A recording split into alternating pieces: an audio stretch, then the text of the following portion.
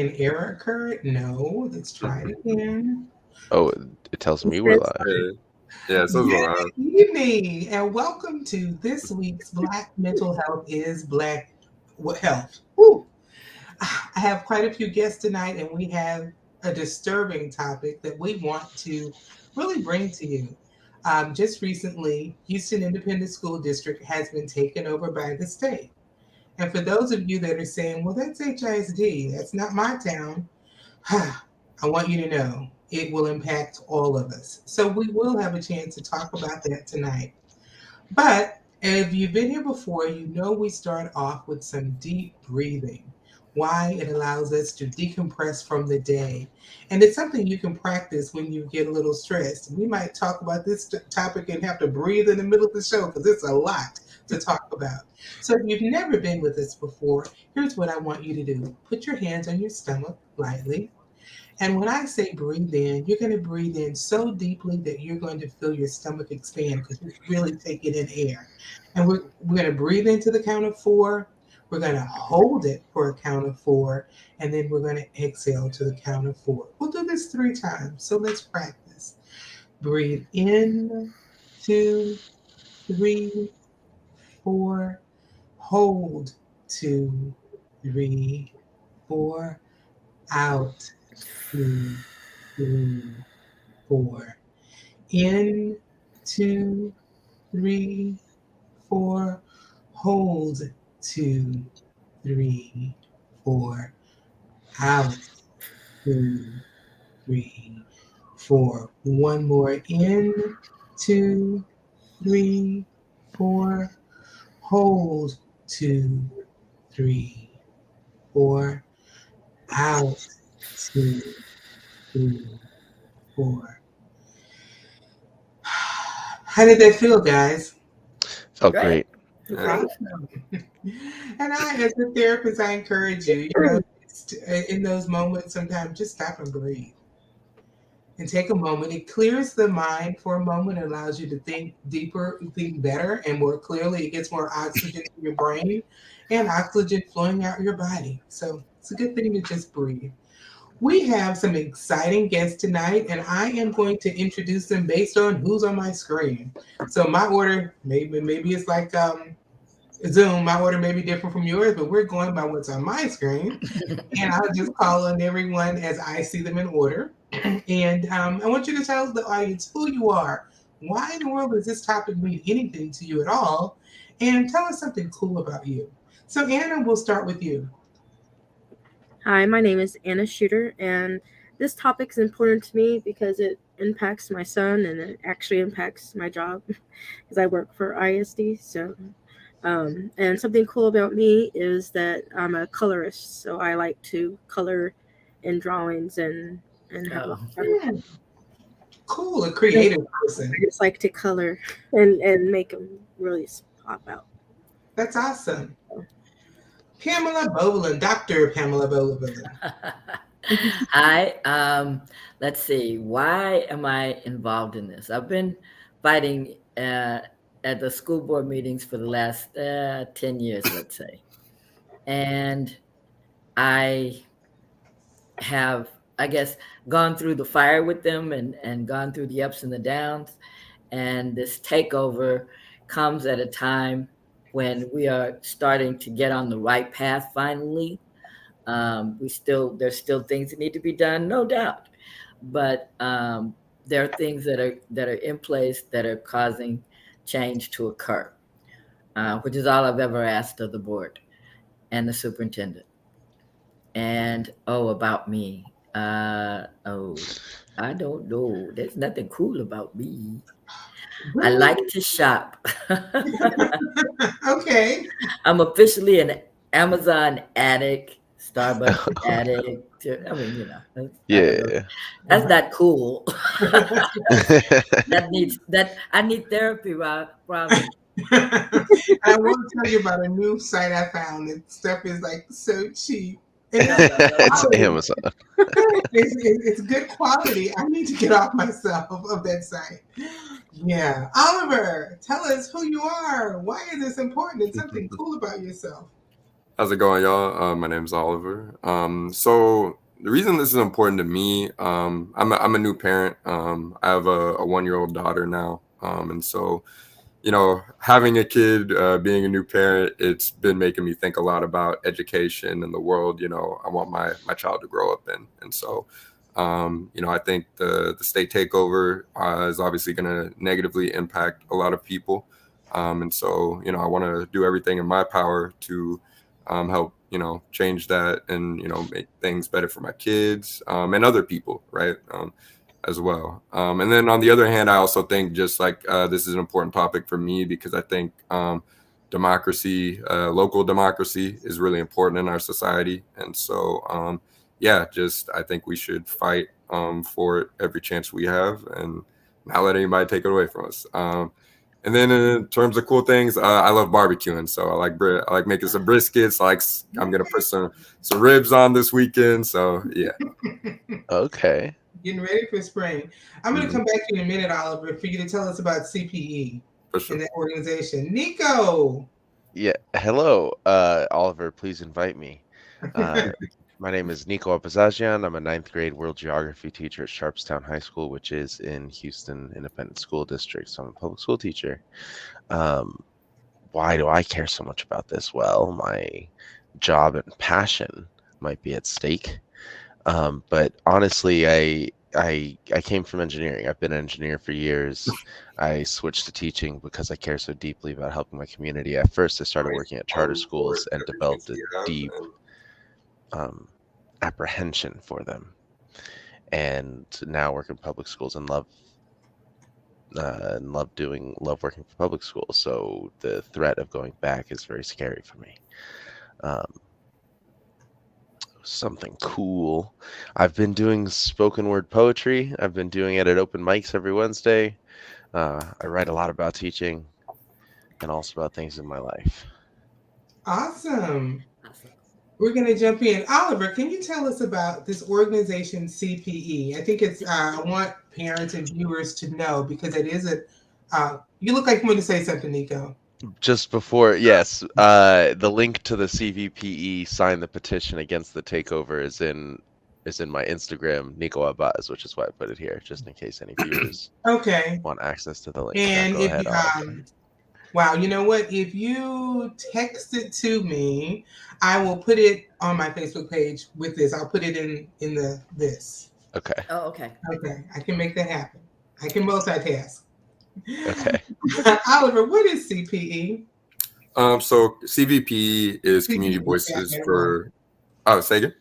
I'm sorry, I get CVP, right? Oh yeah, CVP. Okay, my bad. Yeah. CVPE is Community Voices for Public Education. We're just a group of parents, teachers, and community members that really try to stand up for public education. Whether that mean pushing for better public funding, and of course the big one we're known for is also fighting against standardized testing in Texas. So we teach parents how to opt their kids out of the STAR test. That's a big one.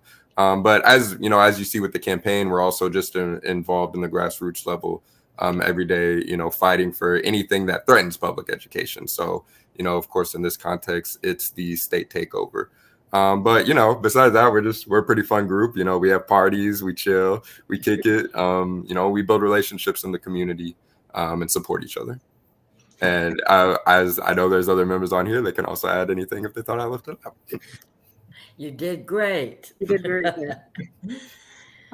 So let's jump into this topic. So, Pam, what does takeover mean? We hear that HISD has been taken over by the state. What does that mean? It means that the board members and the superintendent no longer have a active job. Based on what was said today, they're going to have a advisory role. Currently, our board members are unpaid. They're elected and unpaid. Mm-hmm. So we are going to replace the elected and unpaid board with a board of managers who will make $85 an hour. We don't even know how many of them there are going to be. All of that's determined by Marath and his leader, Abbott. And it means that they now have control of HISD's budget, all the funding that HISD receives. And because of Houston and where we are, we're considered a rich district, and so we have to give back $400 million a year to the state to fund other school districts.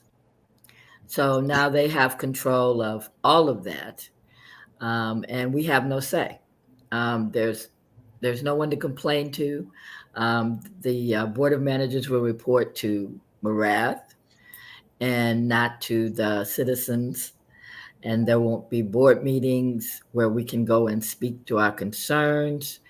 They'll just go off into a room and decide what needs to be done. And we have absolutely no way to change or voice our opinions about that. Does that $85 an hour for this salary come out of the HISD budget? Oh, yes. Which of course we have to pay. But it's not coming from the state who is taking over. It's coming out of the budget. No. Hey, I just want to, and someone in the chat says, and that's more than teachers. That's more than the teacher's salary. Yes. And yes, I will say that, these people don't have to be educators or have an education background. They just have to live within the boundaries of HISD. That is the only qualification. So, Oliver, what prompted the takeover? Where did this all come from? Yeah. So, no, that's a great question. So to kind of give some context on the takeover, so in 2015, House Bill 1842 was passed. Essentially, what that did was it said that any school that had a low star score 5 years in a row either has to be closed or chartered, or the whole school district can be taken over. So in 2018, due to public pressure, HISD had a couple of schools that were failing, and because of public outcry, basically the school board decided, we're not going to close or charter any of the schools. And so that's what partly kind of set this up. So in 2019, to go on, there was only one school that was failing, and that was Wheatley High School. And it should be noted, I think at the time it wasn't failing. TA went back, changed the rules, and then it became failing. So it wasn't even failing in that context. Now, after that, TA kind of tried to start a takeover. And so in 2020, HISD sent in an injunction to halt the takeover. Now, fast forward up until today, right? I think it was a month ago, like the Supreme Court canceled that. And so essentially paved the way for HISD to get taken over by TEA. And so that's basically, where we are at today. And it's the Texas Supreme Court, because everybody gets a little. Yeah, Texas. Yeah, okay, of course. Why did I think? Yeah, well, no, not that the federal, not that the. Never mind. Don't even. Okay. No. I was still thinking about when you said they get paid $85 an hour. I'm still kind of, recycling that in my head. Bothered a lot of us. Anna, any other comments on why the takeover, just itself, what prompted it? You had some interesting thoughts about what was going on in 2019. Yeah, I mean, if you take a look back in 2019, we were just recovering from Harvey, which hit us in 2017, right at the end of the year, and children were homeless. Schools were shuttered down, half of them, trying to rebuild if they were flooded out. Half the schools didn't even get to start back, or they had to go and double up on schools all over the region and in our area. And then also in 2019, we were in the middle of the pandemic. So you're taking, that was 2019, 2020 school year. I mean, I was in the middle of the rodeo when that happened, where it just shut down, and you were just told to go home and not go back for 2 weeks. You can't go back to school or anything. I mean, so all the kids had to go virtual. So there was just a lot of social and emotional issues going on as well. And I mean, and how can you expect schools to start recovering after so many natural disasters, especially then in 2021 we had the ice storm. That was ridiculous. But still. But we were recovering. We were recovering, yeah. you know. Yeah, I You're think right. that's the biggest issue, that the district is currently on the right path. We're on the path. Yeah. And to get to move 40 of the failing schools to not failing Mm-hmm. um, is miraculous in 1 year. Mm-hmm. Um, to the district itself has got a B+ rating. It's got an 88. We're in the middle of the pack. I will not lie, but the ones on top are the the thing about HISD being the largest school district in the state of Texas. You can't even compare a lot of the schools that have Mhm. better ratings than us because they only have 3 schools or they have 5 schools, right? They're very small school districts or they're charters, Yep. Mm-hmm. right? And there are just as many charters on the failing end as there are on the upper end. So So the let's myth of charters is take that out. talk charters. And someone even asked, what is the state proposing to do that the district can't do? And one of the things, this whole idea of charters. So who wants to jump in? Nico, I see you just want to talk. Go, Nico. Tell us about charters. And you worked at a charter before, correct? Yes, I worked there for just a few months, and all it took was a few months to really despise it. The state is proposing it comes from the argument that competition increases innovation. And they're thinking if we introduce more competition into our education system, then we can increase innovation. But we know that competition and large populations, especially with so many disadvantaged people, it means options for the wealthy and not options for the less wealthy. So they're they're not even saying that they can do things differently or better. They're just saying let's privatize our education because that's the solution forward is what they're saying.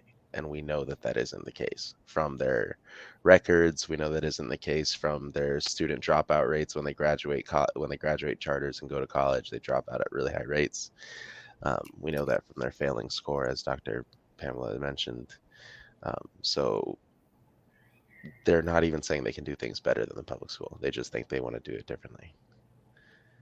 And someone would say when you say competition between who? Schools, students, teachers, Exactly. They're fostering competition between private schools and public schools. Hopefully that helps somehow, but in reality it's just draining public schools of our resources for Yes, a fight that we don't need to have. right. It's and when they first introduced charters, there was like a kabillion of them, and then most of them failed automatically, and just they stole the money or hid the money or did what. Anyway, they all failed, and so now we're left with basically 3 to 4 different corporate charter schools. KIP, yes, Prep, KIP, yeah, Harmony, Harmony, and the big there's 3. another one. Those are the big 3. IDA. What is it? IDA. IDA.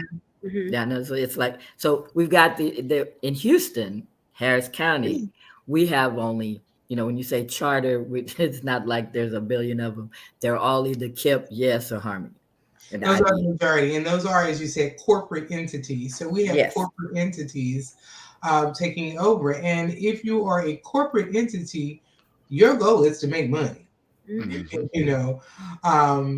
And let's look at the money behind that. We go kind of switch to vouchers and bring that in. So there is, and I'll give the number in a minute, but there's an allotted amount of money per student per district across the state. And now when you have charters, there is a lot of amount of money. So I believe it's like $6,000 per It's charter. maybe $6,300, but it's in that range. Within the 6,000, less than $7,000 per Right. child. With the voucher system, I believe one of you said that with the voucher system, it's then going to be $8,000 that the school they get to take to dedicated to that charter or to that private school. Private school, correct. So, which is one of the things. Just the first thing my thought was, okay, we'll take that same extra $2,000 and put it back in the schools per child. That was my naive mind saying, okay, the money is here then. It's apparently here because you're just going to say, we're no longer going to do 6,000. We're going to give you a voucher to 8,000. So like I say, my naive mind will just put 2,000 more per child and see what happens. Oh. Now, here's the thing I will say that in looking what I've been reading about vouchers. If my child gets a voucher to go to a certain school, I still have to get them there. Mhm. I still have to, in the voucher, if it's only $8,000, if it's a private school, that's not going to cover everything. It may put only a dent. So I still need to stay with my public school because it Or might one be of in my neighborhood, or it may be I can get a bus, there, but I'm not going to get transportation to the other setting. So just that's my understanding about you. So yeah. who can give me more understanding? It seems like the voucher system is actually a recognition by lawmakers that more less wealthy families will have less options, but a lack of willing to just reinvest the money into our schools. That's my take on it. If someone else has more. Because up to now, people who can afford to go to private schools go, Yeah. and and if the voucher is not going to guarantee anybody's going to get into those private schools that are the stellar, supposedly, of education. Um, in Houston, we have St. Anne's, we have St. John, we have any number of uh, major private entities that people may look over there and see it, but they're not going to be able to get into it because $8,000 is not the tuition. It's more like probably, I would say, 15, 20,000 a year. And so what we're doing is we're giving they're giving the rich a tax break to do something they're already doing.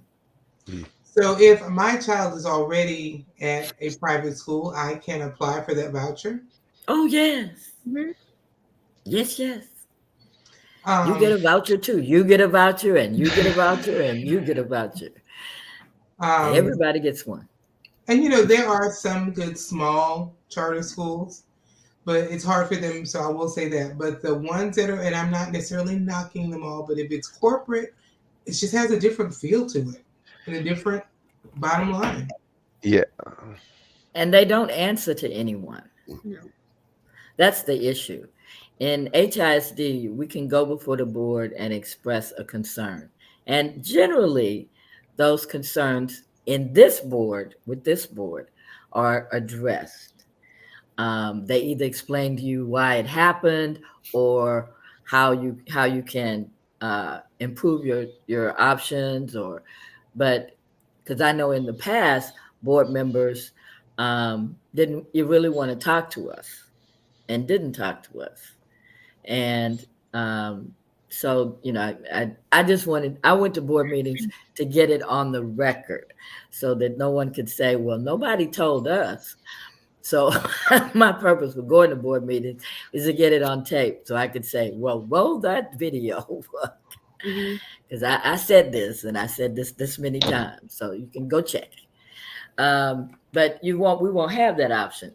The So state will you just lose your say, voice as parents. And right. so charter Yeah. schools right there is not necessarily the same kind of elected board as you do have in public schools. But how do special needs kids fit into all of this? Anna, what can you tell us about that? Well, there's a big difference. Like HISD takes all. They take all children, and they search and find children who are on the spectrum and not. And charters, they don't have to. They're not required to. They don't. They only take children with slight SPED issues or 504 spectrum issues. And even at that, if they feel they can't handle them, they put them back to public school. So, and being as a sped mom, I mean, it just makes me, um, it just, with him, with his, IEP that's going on, he would not be able to even go to a charter or a private school. He would stay with HIC, which I love HIC right now. I love his placement and his school, and I'm scared for any of that to rock or change because I'm just worried because we're protected under the federal government right now with the IDEA and the and all the federal money that comes to SPED, and with the state taking over, are they going to just halt it? What are they going to do to it? I mean, we have all this. What's the state going to do to? Are they going to keep bringing in the federal money for it? It just makes you really think about what this means. Now, one of the things that is federally mandated, Mm-hmm. special ed programs are federally mandated, and there is, like you say, a separate pot of money, Yeah. for special ed students. When it Mm-hmm. comes to charter schools, there are certain mandates that they are under to take special ed students. However, Yeah. if you don't have the program for the student, because you Mm-hmm. don't have enough of them to really do that, it's not the best placement for you. So on paper, they have to take special ed students. But But in practicality, they don't have the same things that your child might be able to get in a public school because the public schools have to take everybody. They don't have the option of you applying, because remember, you can apply to a charter school, or there may be a lottery system. So there are different ways. You don't just necessarily enroll in a charter school as you do a public school. So if I don't have the programs for your child, is it in your best interest to bring your child here? Because I can't do that. Some of the things that come up with looking at special ed, because I was a special ed teacher back in the day. That was what I chose to teach. I used to say, regular ed kids, I don't have time for them. I don't like them. Give me my special ed babies. So with that, with that population, there are a lot of things that can happen. Like if you have a young child who is, let's say, severely and profound, have all these issues, they could still be enrolled in school. And being enrolled in school is going to get them, like a 3-year-old. It's going to get them speech therapy, occupational therapy, physical therapy, because of federal funds. Mm-hmm. And that's just the way the system is worked out.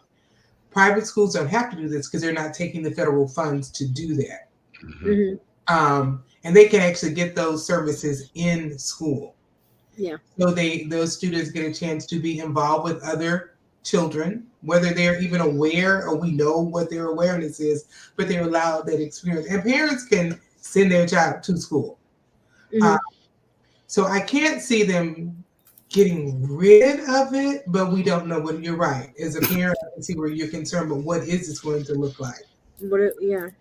Will his school environment change from what it is now? How would that look like under a takeover? That's just. Mm-hmm. What about, I'll start with this one with you, Nico. What are teachers saying? Talking to teachers, they're so selfless. They always talk about the students first, like, well, what is it the students need?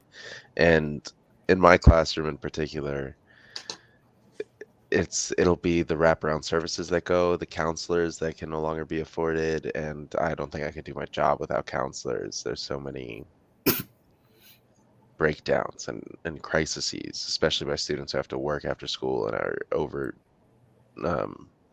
overwhelmed by the school tests and working afterwards, or taking care of their siblings, or whatever extra responsibilities that 14-year-olds shouldn't have yet. So I'm most worried about them. I know that in other districts that have been taken over, student attendance was dropped drastically, and student attendance and teacher employment go hand in hand. So students go, teachers go, and less people receive good education. Wow. Oliver, what kind of things have been going on with CPE, and what are they hearing and saying and thinking? CVPE, I'm going to get it right. Oh, yes, let's get it right. What kind of things are they seeing and trying to make happen with regards to this takeover? So there's a couple of things. Some of them are under wraps, so Right. yeah, Don't get reveal ready them. for it. Can't go. I can't. Yeah. Trade secrets on some. But right now, as Nico had brought up, like we do have a petition going on, and we are trying to get it signed by as many people as possible. We're trying to spread awareness as well. So we're talking to a lot of the press. We're doing interviews with parents and stuff like that. So I think right now the biggest thing is spreading awareness and getting people to sign the petition because you know this takeover it's a political move, right? Like it is at the end of the day. However TEA wants to frame it, whether it's trying to do its best and all that, politics is behind it at the end of the day. And so that means that there are elected accountable people who are behind it, who we can't who do feel the effects of public pressure, and people need to understand that, and that's why we're also bringing up the petition, which is just that's a symbol of public pressure. And so all I can say is right now, sign the petition, spread awareness. If you're interested in getting involved, coming out to our events, we just went to the legislative session this past Monday, and I think Nico, you went to that, right? I Yeah, did, yeah. yeah. I know plenty of people went to that, and so we're going out Hosted there by the AFT, the American Federation of yeah, Teachers. exactly. So we're putting pressure on lawmakers, but yeah, we're also doing grassroots organizing, all that kind of stuff. So yeah, there's if you actually go to our website, we have our events page there. You can look up stuff we're doing. But if you're interested, sign up, get on our mailing list, and we reach out. I mean, you can ask any of the people on this call. I text them. I text them weekly. So yeah, it's What we are is very CVPE's I was website? What is the it, website, Oliver? Houston CVP. That's it. It should be the first thing that pops up. Yeah, HoustonCVPE.com. Houston.com? Okay. Yeah. .org. .org. .org. That's probably where I messed But up. we do want to make sure that people are aware. TEA is sponsoring basically a town hall. They've got 3 of them scheduled. One on the 21st of March at Westbury High School, and that'll be the first one. I think you may have the list of the others in the and these chat. are all at 6:30. March 21st at Westbury High School, and that's where I was going. March 22nd at Chavez High School. March 29th at Hattie Mae White Education, the HISD building, Hattie Mae White Education Support Center, and March 30th at Cashmere High School. And that's in the chat if you're on Facebook. You can see that. And I put CVPE's website on there. So, these are things if you want to be involved, these are ways you can do that. Yeah, like, as I said earlier, this doesn't just impact HISD. No. There was a takeover of Beaumont ISD a couple of years ago. Can anyone speak to, They were just released recently. They were under TEA control for 6 years. And in that time, there was no academic improvement, just for the record, so that we're not confused. There was some they also had some financial issues that needed to be resolved, which I guess after 6 years were finally resolved. And so their elected board, I guess, will come on in the next election cycle. It's the notion that the state, led by a human being that has no education experience, can adequately perform the duties of increasing academic performance is a bit naive. And sure, they say they can, but they don't. Schools have starved schools in Black and brown communities on purpose. And we finally got a superintendent and a set of board members that outnumber the ones that were trying to starve the schools in our communities. And, to say it's discrimination is really naive, because it's more than discrimination. when we had the bond, when we had the bond election for the $2.5 billion to repair and rebuild schools, they bought a city block in Houston, downtown, to put HSPVA on, the High School of Performing Arts. They spent $107 million to do this. And then that only services 750 students. Mm-hmm.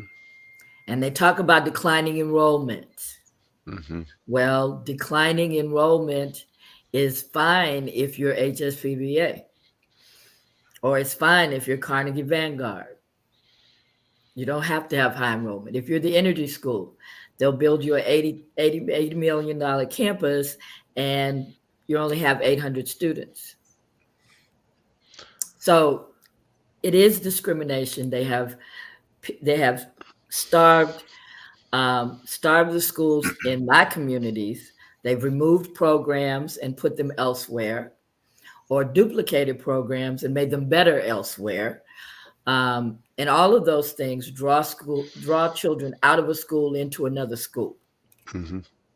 And that's been the plot. This is kind of the end of the plot.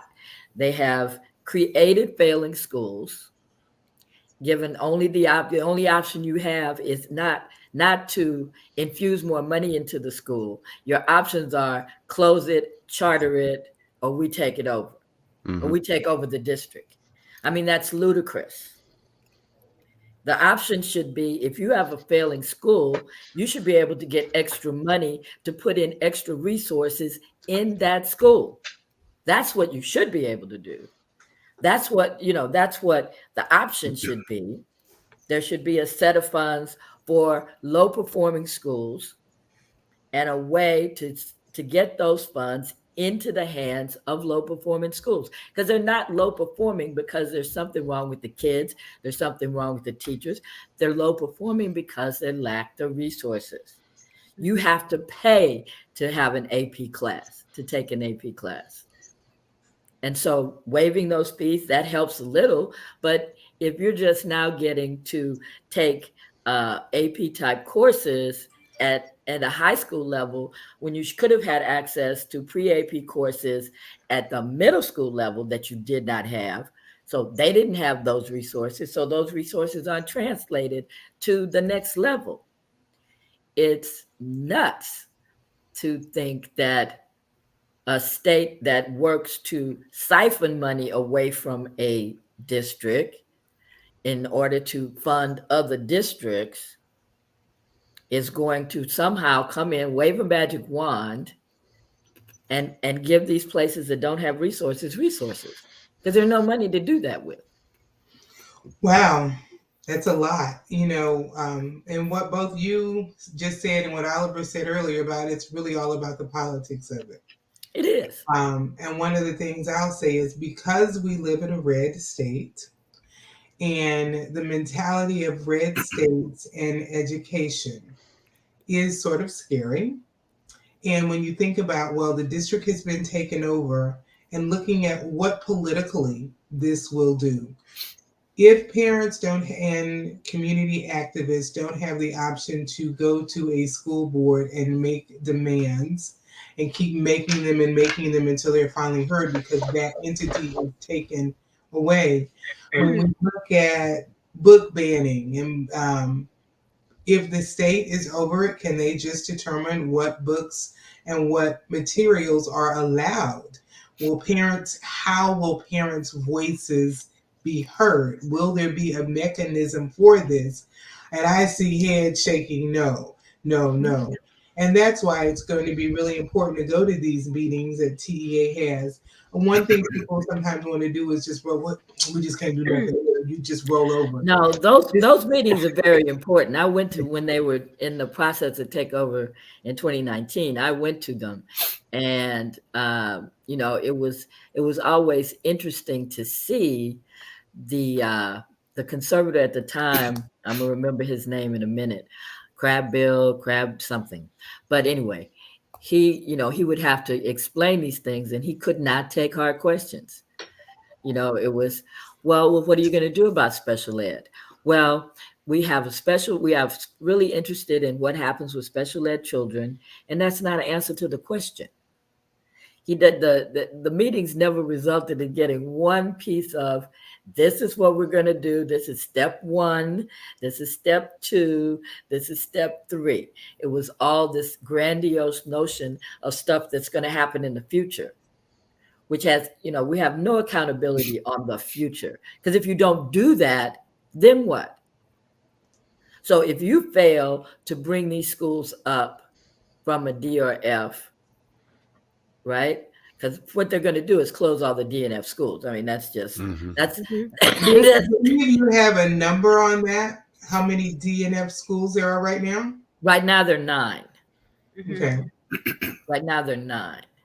And so in order for HISD to get out of takeover, they can't have any DNF schools with multiple years. And I don't even know what that means. That's not even clear. It's like you can't have DNF schools that have multiple years, right? And so, because that's it. That's all they've got. They don't have the financial issue. They don't have the board doesn't get along, or they don't have any of the things that they had in 2019. Not one single one. Not one single one. Wow. Everything they're talking about now, all those people are gone. They were voted out. That elective process, that democratic thing, that people tend to, disregard. They were voted out. Red state. They were voted out. As we look at winding down, I have a final question for everyone.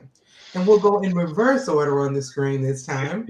And my question is, how does this personally impact you? And make one comment, at least to our audience, about how you feel about this and what you want people to do. So I want to make it personal now. It's personally, what do you want people to know and what do you want people to do? So we'll start in the reverse order. So Nico, you get to go first. I thank you. I want people to know that this is the fight against segregation. This is the fight for democracy. This is the fight for equality, and it's happening on a public education front. Personally, I don't know. I've committed to the fight of education. I just don't know what route that's going to take. It's either gonna let me work at a public school where I can help kids, or I'm gonna have to work just to get to the place where I can help kids in the first place again. Oliver. So I guess how this, affects me, I have a 1-year-old, so she's not in school yet, but I would just say to people, like, to me, like a really important idea that I feel like growing up in America, even though it's an idea that I don't think has ever been realized, is the idea that like people have the right to choose their own destiny, right?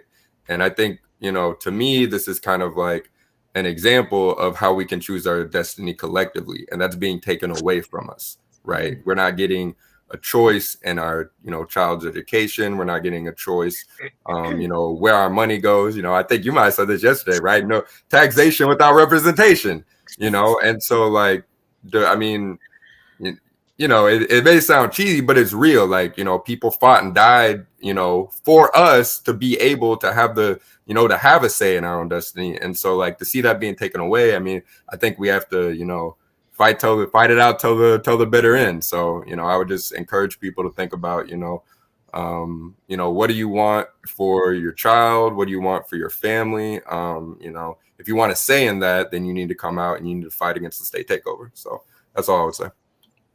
And let me make it really plain, that comment about taxation without representation. You will still pay school taxes if you're in Houston. You won't have a board to represent you. You will have a board that tells you what they need, if it's a state governance board. So that is that notion of, wow, where is my representation for my taxes? And then your taxes are half of it, because it's a so-called rich district with recapture, has to go to other districts. So you are, yes, taxation without representation. Dr. Pamela Bobolin. Your final comment. I guess for me, it's just been it's because it's been such a long struggle. It's heartbreaking because we were finally getting on the right path. There were people actually listening. I mean, true. I haven't gotten everything that I wanted. I'm still fighting to get therapeutic counselors in every campus, and that's something that I will continue to fight for. But it's just heartbreaking to see a state who does not value diversity, does not value equity, does not value inclusion, and the opposite of all those words, sameness, biased, and exclusion. How can that be what you would want to promote? We all of a sudden we want to be anti woke. Well, if you're not woke, then you're sleep. And so we need to be real clear that while you may think this isn't happening to you today, it will be happening to you tomorrow. There is a guarantee. It may not be with the school board. It may be, they might dissolve your city like they want to do with Austin. So, you can stand there and not say a word. That's fine. I'll be yelling for the both of us.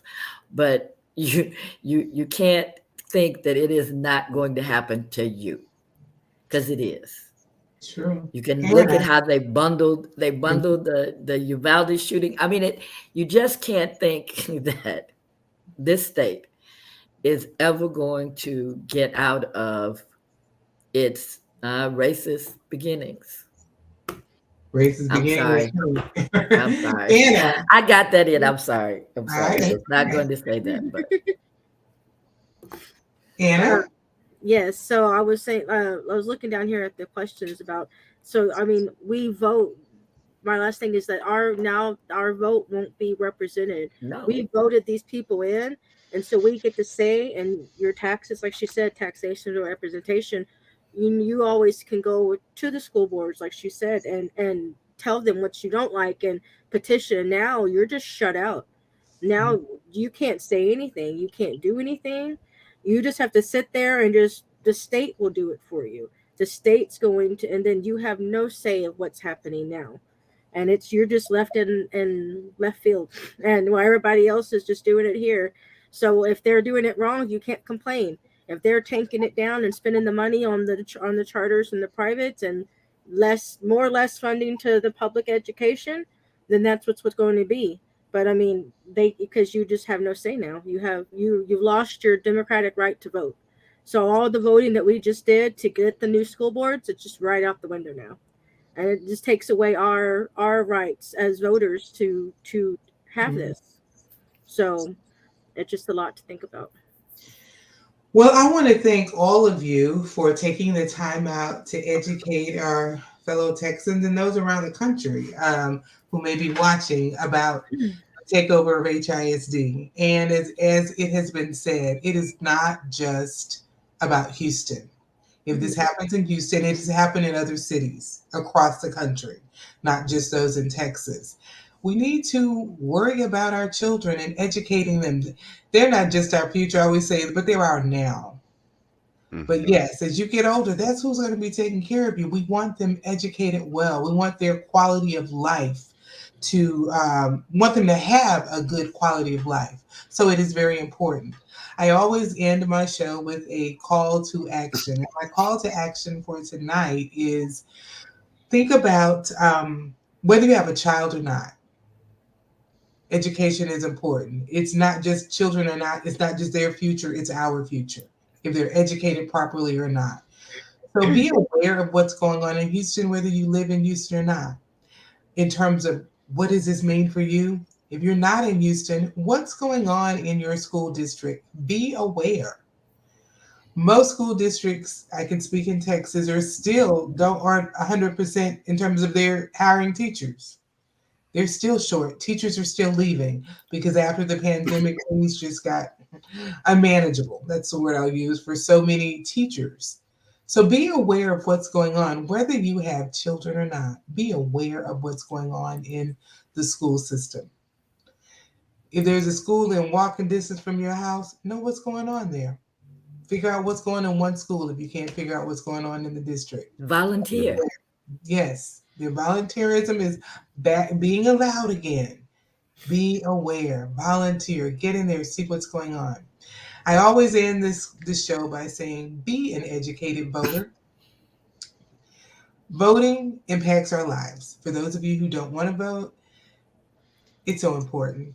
If we get enough, we can vote out the people who are in office who make decisions that are not in our interest. So be an educated voter. It makes a difference.